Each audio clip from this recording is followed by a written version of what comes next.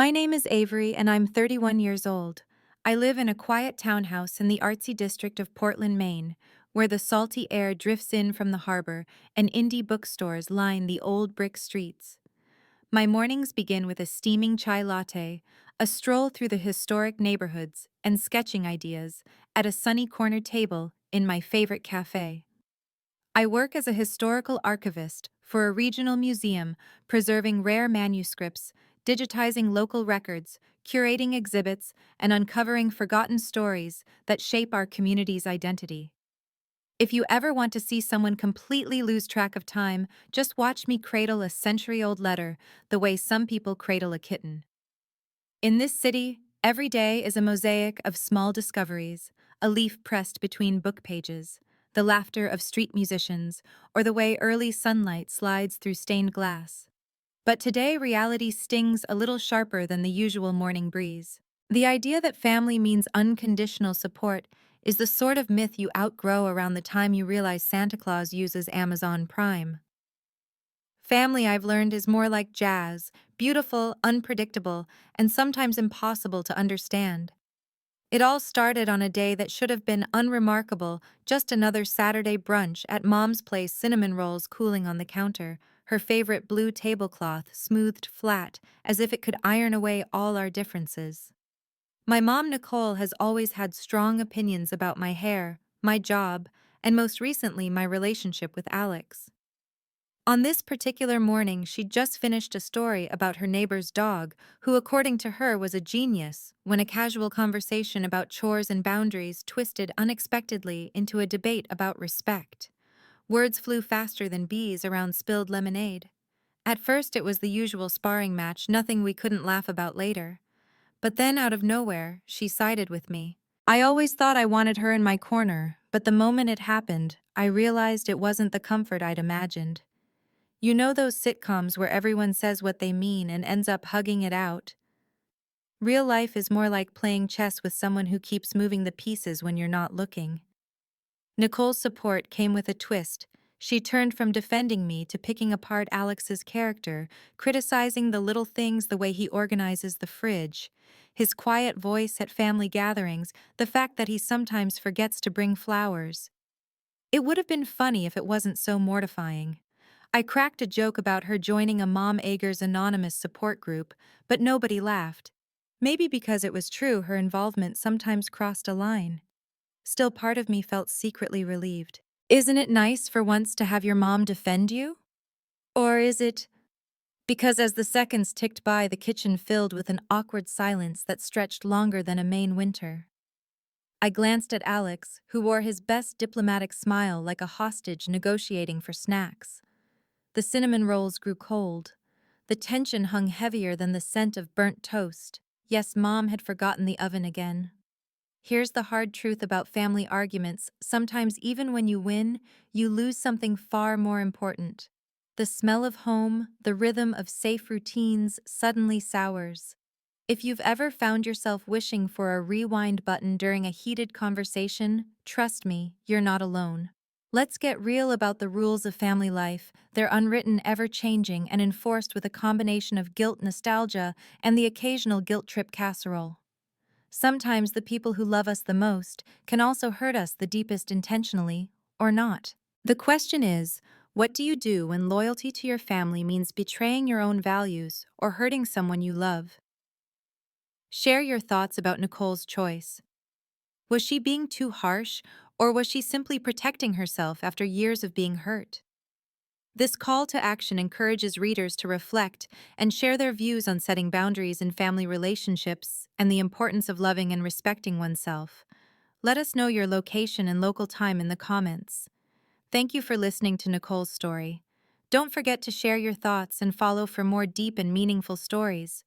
It's funny how quickly support can turn into something sharper, a kind of weapon you never asked to be handed. After that brunch, I spent most of the afternoon replaying the conversation in my head while sorting old photographs for a museum exhibit. Every faded snapshot seemed to echo a familiar tension, people smiling while something unspoken simmers beneath the surface.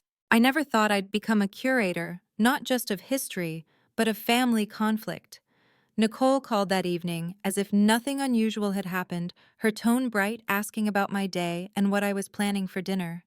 I almost believed things were normal until she asked with the innocence of a cat knocking a vase off a shelf. "So has Alex apologized for how rude he was? Earlier, I nearly dropped my phone." I tried to keep my voice light, but I could feel my ears burning. "I don't think Alex was rude," I replied. "We just had a disagreement. Everyone does." She tutted in that way only mothers can, half affection, half judgment. "I'm just looking out for you, Avery. You deserve better." This wasn't the first time Mom had gone overboard in her quest to defend me. In high school, she once wrote a scathing letter to my math teacher over a B-. That letter is now legendary family lore. But now, as an adult, her defense felt less like a shield and more like a wedge. Later, when Alex came home, I tried to joke about it. "Mom's in full defense mode," I said. He smiled, but I saw the shadow in his eyes. "It's okay. I know she cares about you. I just hope she'll let us work things out our own way." The next day, things escalated. Nicole texted me a list of Alex's flaws, some real, most imagined. She referenced every little quirk from his boring taste in movies to his lack of ambition and even how he used too much garlic in his pasta. It would have been hilarious if it hadn't been so exhausting.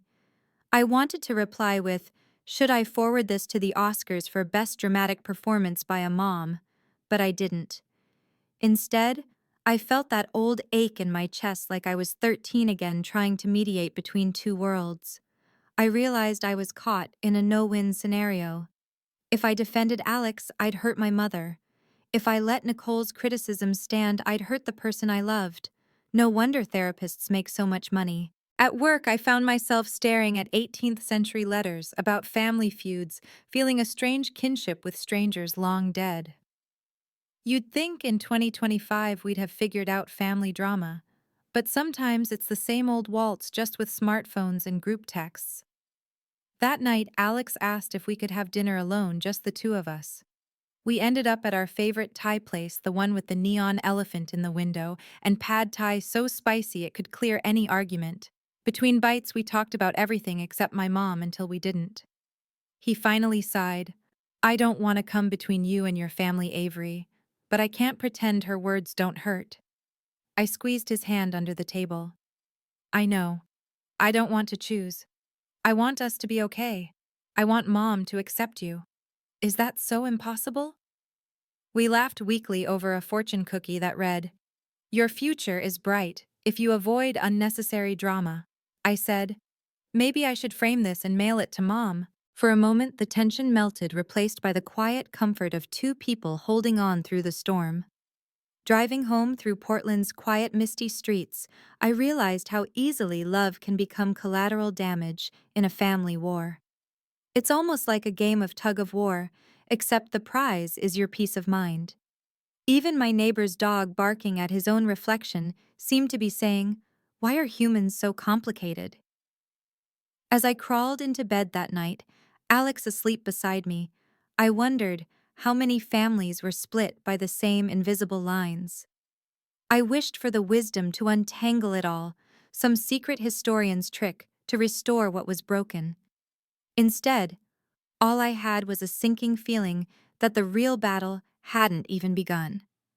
If you've ever tried to balance on a tightrope while juggling flaming torches, you might understand what it's like to be wedged between your mom and your partner, hoping neither of them throws another match. The morning after our dinner, the air in the townhouse felt thick, as if even the walls were bracing for round two.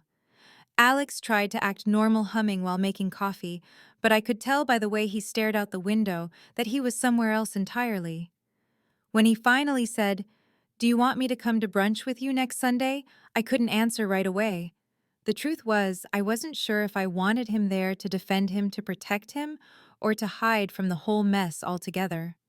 At work, I found myself cataloging a stack of old love letters, the kind that start with "My dearest" and end with "Forever yours." But half the time, I could feel the tension in the scrawl, the unsaid anger between the lines.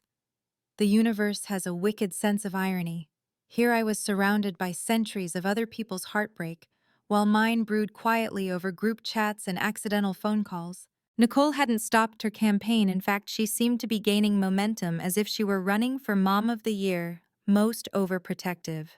She even called my childhood best friend, hoping to collect more evidence against Alex.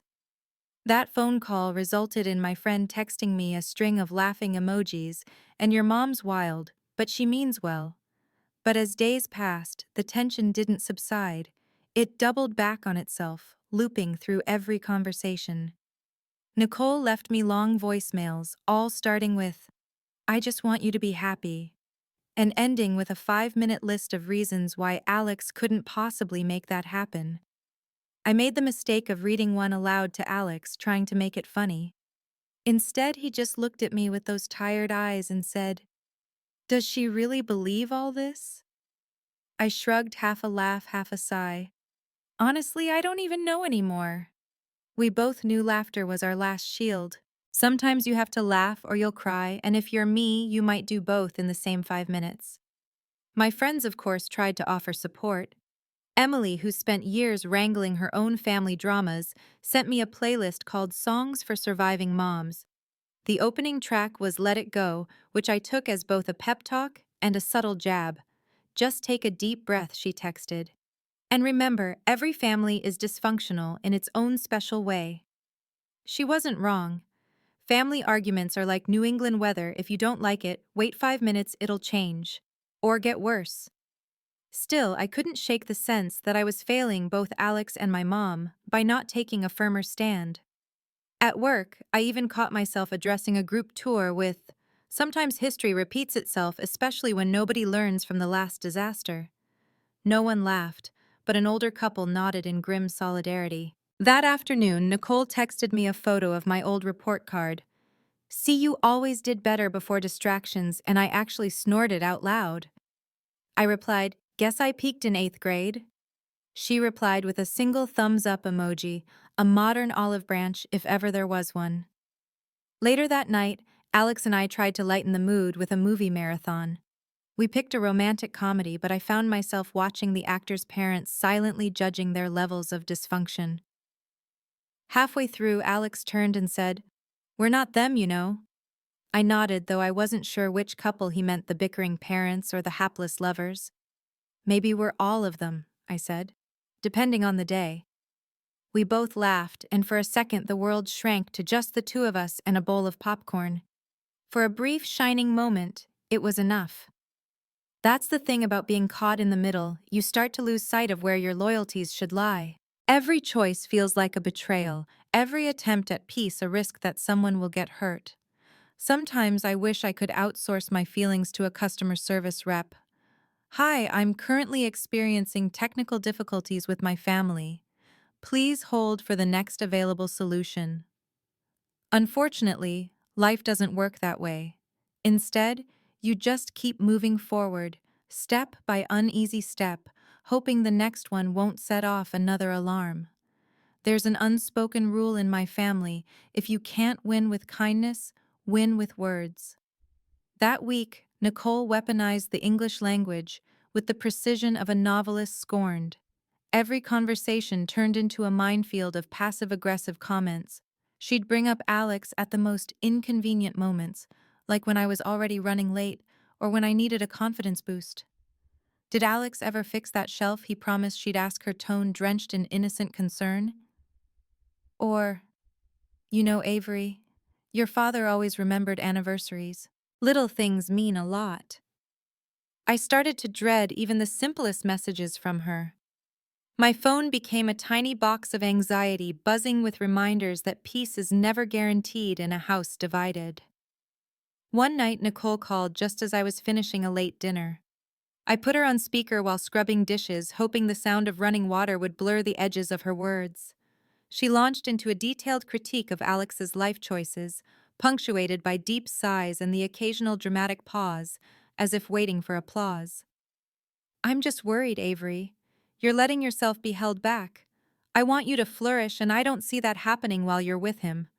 I wanted to laugh or scream, or maybe both. Instead, I focused on the feel of warm water letting it ground me. If someone had handed out awards for maternal monologues, Nicole would have swept the competition. But this time, she didn't stop there. She started poking at Alex's past things he'd shared with me in confidence details about his family struggles, even a painful episode from college he'd once described as his year of invisibility. The words landed heavy, a mixture of betrayal and humiliation. I pictured Alex trusting me with those stories, never imagining they'd become ammunition in someone else's crusade. For a split second, I almost let her keep going, too stunned to speak. Then something snapped. I cut her off mid-sentence. "Mom, enough!" I said, my voice trembling. "This isn't fair to Alex or to me. You can't keep using his past against him." There was a pause on the line, so deep I could hear the hum of the fridge in the background. Nicole started to defend herself, her voice rising, but I held my ground. "You always said families should support each other. But support isn't the same as attacking the people I care about." There was no punchline, no easy out. For the first time in years, I realized I'd stopped trying to make things better for everyone else. I was just trying to keep my own heart intact. Alex overheard enough to know things had gotten worse. When I came into the living room, he handed me a cup of tea and raised his eyebrows in silent question. "She went too far," I whispered. He nodded. "You don't have to protect me from your mom," he said, trying for a smile. I grinned back weakly. "No, but maybe I have to protect both of us from her version of love." Humor became my last line of defense. I told Alex, if she writes a memoir, it'll be called 50 Ways to Ruin My Child's Relationship. He laughed so hard he nearly spilled his tea.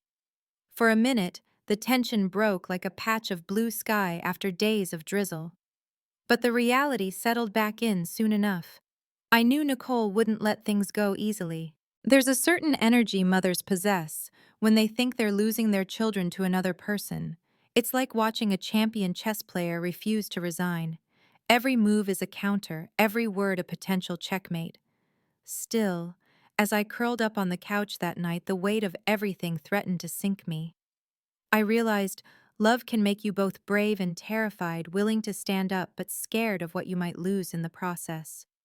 Even so, I slept better than expected, if only because I knew I'd finally drawn a line in the sand. In the end, boundaries aren't about shutting people out, they're about making room for the right kind of love to grow. Drawing a boundary with Nicole felt like placing a fragile fence in a storm necessary, but likely to get battered. The days that followed were a blur of awkward silences, clipped phone calls, and moments when I found myself checking my messages with one eye closed, as if that could soften the blows. I knew I had done the right thing by defending Alex, but every time I replayed my words, guilt and relief tangled inside me. You'd think standing up for love would feel more triumphant, but in reality, it was like winning a medal in a race you never wanted to run. Nicole responded to my boundary in the only way she knew, by doubling down. She sent me articles about healthy relationships as if my inbox was a waiting room for couples therapy. She left long voicemails that began with, "I'm just saying this because I care," and ended with subtle reminders of my childhood mistakes, the ones only a mother could keep track of. If I'd had $1 for every time she mentioned sacrifice, I could have bought her a lifetime supply of chamomile tea. One message ended with, "I hope you're not angry, Avery. I'm just looking out for your future." I wanted to reply, "My future called. It says it needs less micromanaging," but I kept it to myself.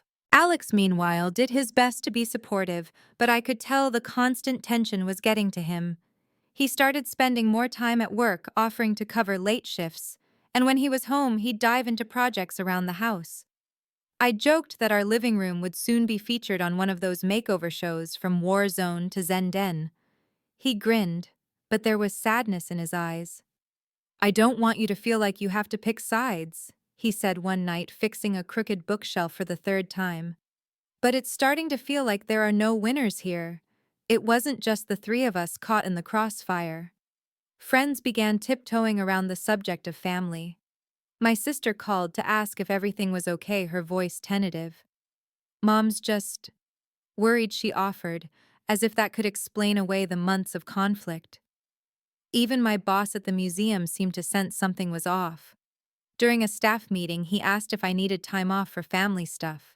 I was tempted to tell him that what I really needed was a time machine. On a particularly rainy Saturday, I visited the Old Town bookstore, a safe haven where the smell of coffee and old paper drowned out the world. As I wandered the aisles, I remembered a childhood joke Nicole used to tell Avery. You can't judge a book by its cover, but you can definitely judge your mother's advice by the volume. I smiled at the memory, even as it stung. In that moment, I realized how much I missed the version of Nicole who read stories to me before bed and made up silly songs to cheer me up after bad days. She was still there somewhere beneath the armor of concern. That night, as Alex and I watched rain trace patterns down the window, I confessed I'm scared not just of losing her, but of losing myself in all this. He squeezed my hand. You're not lost, Avery. You're just finding your way through something really hard. We shared a bittersweet laugh when I added, if I make it through this, I deserve a gold star and a lifetime supply of cinnamon rolls. Even in the heart of conflict, small moments of grace appeared. A text from Nicole wishing me luck on a big museum project. A voicemail from Alex's mom inviting us to dinner and reminding me that not all families speak in riddles and reminders. I tried to hold on to those glimmers, proof that love can survive even the messiest of storms. I fell asleep that night with a new resolve. Maybe boundaries wouldn't fix everything overnight, but they could give us the space to heal, to remember why we fight for the people we love, and why sometimes we have to fight for ourselves too. When your home starts to feel like a battleground, even the smallest rituals can turn into tests of loyalty. Every meal, every phone call, every simple, "How was your day?" became laced with meaning. I started dreading Sunday dinners at Nicole's, afraid that even a comment about mashed potatoes might spiral into another debate. Sometimes I imagined installing a referee whistle in the dining room, first sign of trouble, blow the whistle, everyone returns to their corners. Humor helped. I told Alex I was considering wearing a striped shirt and carrying yellow flags to family events just to lighten the mood. He laughed, but we both knew the truth, things were far from funny.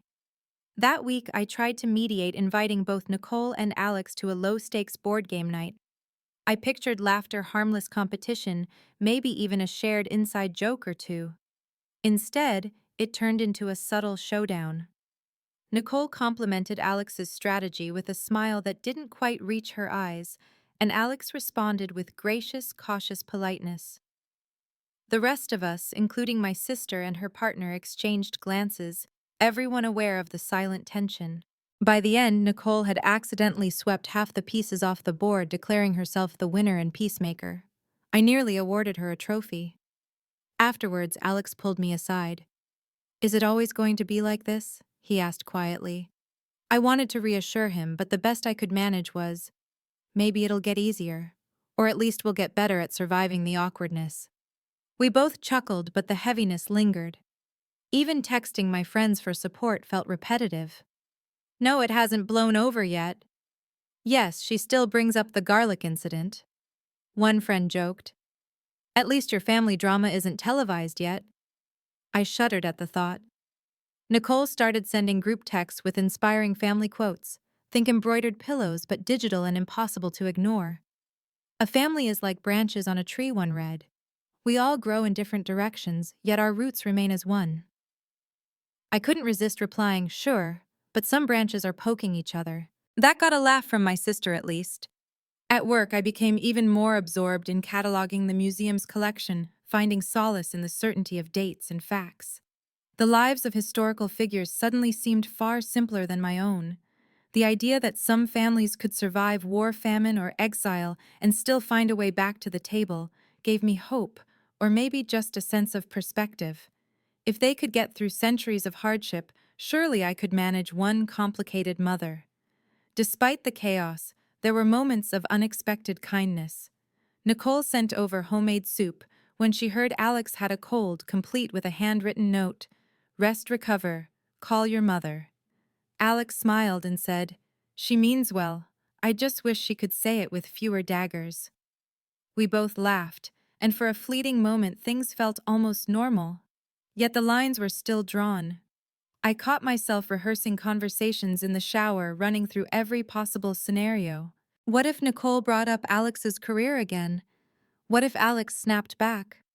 What if I lost them both? The questions looped endlessly background noise to my days.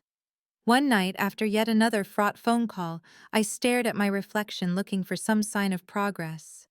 My eyes looked tired, but there was a stubborn spark, a reminder that I'd survived every bad day so far. I whispered to myself, "You're still here. You're still you. That counts for something." In the darkness, I imagined Nicole and Alex as rival chess players, both fiercely protective, both afraid of losing the game. Maybe my role wasn't to declare a winner, but to keep reminding everyone what we're really fighting for. The silence that settled after that last board game night was different from the loud, heated silences I'd grown used to. It was the kind that seeps in slowly, filling every empty space, making you wonder what's left unspoken. Nicole started calling less, and when she did, her tone was soft, almost distant. She asked about work, about the weather, never about Alex.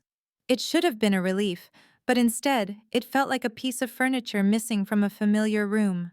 Alex noticed too. "She's gone quiet," he said one evening, watching me scroll through unanswered texts. "Do you think she's just giving us space, or—" His question trailed off, but I knew what he meant. Was this a tactical retreat, or had she finally decided it wasn't worth the fight? The guilt that had hovered at the edges of my days started to move in. I'd wanted boundaries, but I hadn't expected the cold that followed. At work, I found myself distracted, double-checking the same records, sometimes reading the same paragraph 3 times before realizing I'd taken nothing in. The sound of the museum's old clock ticking seemed louder than usual, a metronome for my restless thoughts. Even Alex seemed weighed down by the quiet. One evening after a long shift, he suggested we go out for ice cream, as if a scoop of salted caramel could fix what words couldn't. We walked along the harbor, the city lit by 1,000 tiny windows, and talked about anything but family. Sometimes the smallest gestures felt enormous. My sister sent me a picture of an old family vacation, all of us beaming in front of a crooked tent. "We were a mess even then," she joked. It made me laugh, then almost cry. I missed the days when the biggest problem was sand in our shoes, not splinters in our hearts. One night I sat in bed rereading old texts from Nicole, searching for signs, some hint of the mom I'd always counted on. The ache was sharper than I'd expected. I realized how easy it was to take love for granted, to assume the door would always swing open even after the harshest words. I started drafting a message, then deleted it, then started again. In the end, I just typed, "Hope you're okay. I miss you." It sat there unsent, glowing quietly on my screen. I tried to talk to Alex about it, but he just pulled me close and said, "She loves you. She's just hurt. Give her time." He wasn't wrong, but time felt heavy, like something we had to carry instead of heal with. Sometimes we joked about moving to another city, changing our names, starting fresh, where nobody knew our history. "You can be historian, witness protection," Alex quipped. I told him I'd take a new name as long as I didn't have to give up my favorite coffee shop. Through it all, humor stayed my lifeline. When friends asked how things were going, I said, "Great if you like family drama with your morning oatmeal." Emily sent me a Family Feud bingo card, complete with squares for awkward silence, backhanded compliment, and someone brings up garlic. I actually won by Thursday. Still, the silence pressed in. There were nights when I wondered if I'd done the right thing, standing up for Alex, drawing a line. Was I brave or just stubborn? The ache in my chest suggested both. As I drifted off to sleep, I tried to remember the sound of Nicole's laugh, the one that filled a room even when the world felt too small. I whispered into the darkness, "Please let this be enough. Let her know I love her, even from across this distance." Apologies are strange things, so simple in theory, so impossibly heavy in practice. One Saturday afternoon, I decided it was time to try. The silence between Nicole and me was growing roots, turning from a temporary truce into a permanent wall. I picked up the phone, rehearsed a dozen versions of "I'm sorry," and finally settled on the truth. "Can we talk?" Her voice was cautious, uncertain, like she was bracing for another round. But I told her honestly that I missed her, that I didn't want things to keep spiraling, that I wished we could all just go back to laughing about nothing and sharing soup on rainy days. Nicole listened, but I could sense her defenses rising. She said she understood my position, but she was hurt by my words, by what she saw as my rejection, by the way I'd put Alex first. "I just wanted what's best for you," she said. "I never meant to come between you two, but I can't pretend I'm not disappointed." It was the closest to an apology I'd heard, but it wasn't quite the bridge I'd hoped to build. When I asked if she could forgive me, she paused, then said, "Maybe. I need time, Avery. And maybe you do too." I hung up feeling emptier than before. Alex tried to reassure me, but I could see the hurt in his eyes, a wound he didn't want to make mine. We sat on the porch that evening, watching twilight settle over the city. He squeezed my hand. "You tried," he said. "That's all you can do." I made a joke about writing a guidebook, "How to Survive Family Fallout in 10 Easy Steps." Alex grinned, then added, "Step 1, never combine garlic and opinion at the same dinner table." We both laughed, and for a moment it felt possible to believe things could heal. But the next week brought new silences. Nicole stopped answering my calls, sometimes replying to texts with just a single word. My sister told me Nicole was still hurting, still angry but mostly tired. "She misses you too, even if she won't say it." The knowledge was comforting and heartbreaking all at once. At work, I found myself drifting through the archives, touching old love letters and family records, imagining the untold stories behind every torn page. I wondered how many families had been pulled apart by pride, misunderstanding, or the impossible weight of love. There were flashes of hope, little cracks in the wall. Nicole sent me a recipe for my favorite soup with a note. "Thought you might need this." No apology, no explanation, just a tiny gesture that said more than words could manage.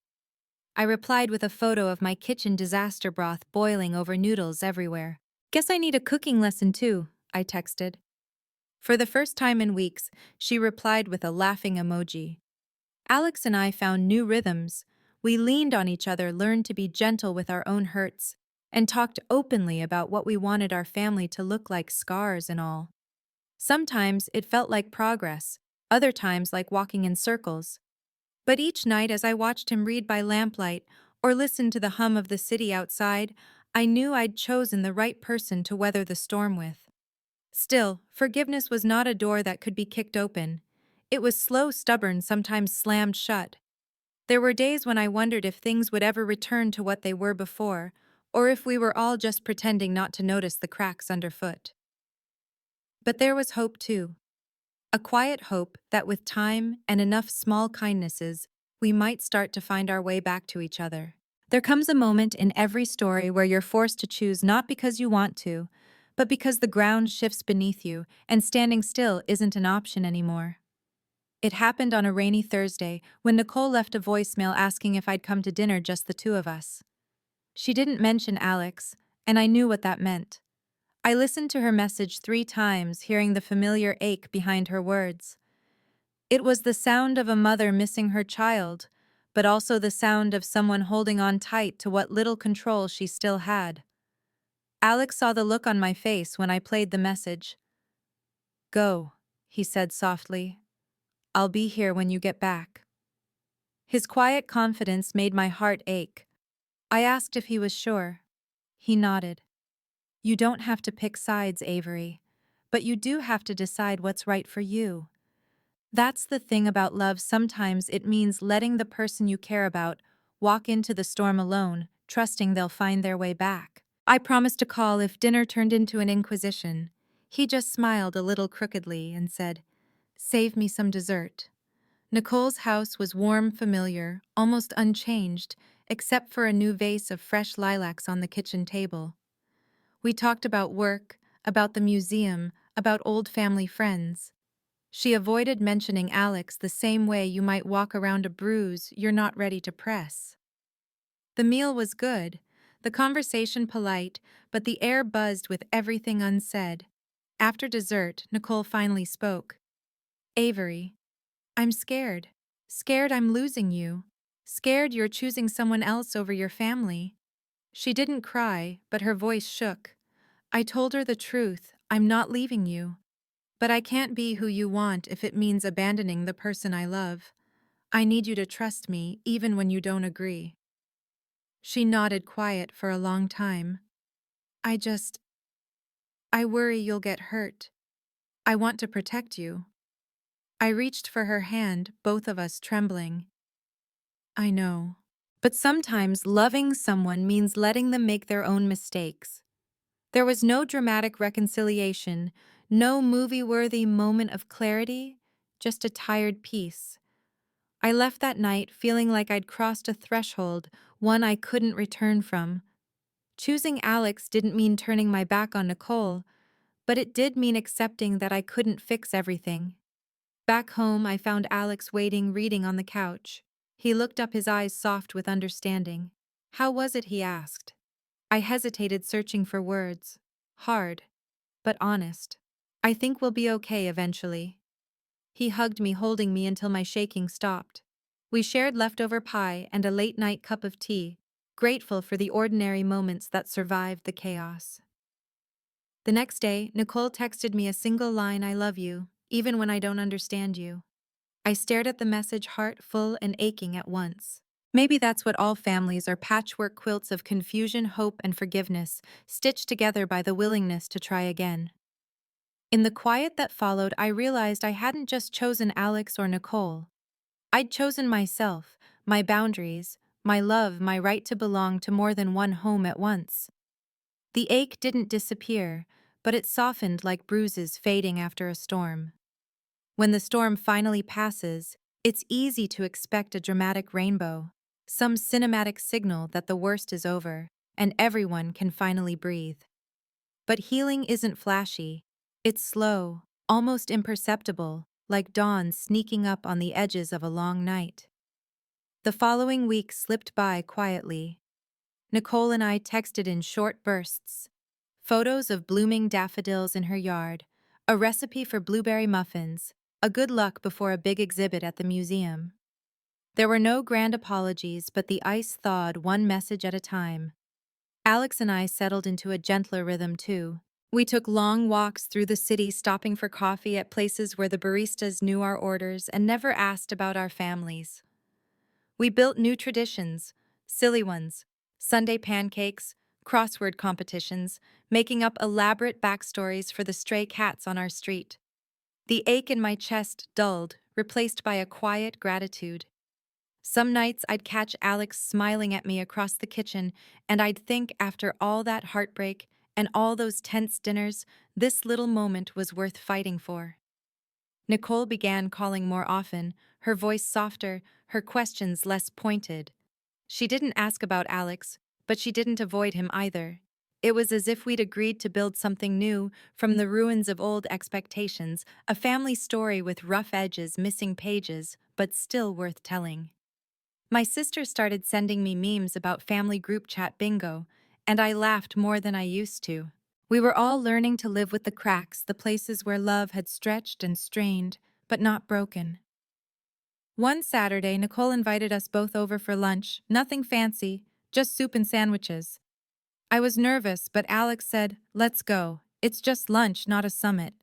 There were no dramatic confrontations, no declarations of forgiveness, just awkward small talk about museum exhibits and the merits of different bread recipes. But when Nicole offered Alex a second helping of soup, I saw the tiniest olive branch in her smile. It wasn't a complete truce, but it was something. The story didn't wrap up with a perfect bow. There were still days when old wounds ached, when I wondered if I'd made the right choices, when I wished things could be easier. But each time I felt myself drifting toward regret, I remembered that setting boundaries wasn't an act of cruelty. It was an act of hope. Loving fiercely, even when it's messy, is its own kind of healing. Sometimes late at night, I'd walk through the quiet townhouse and remember how dark things had felt at their worst.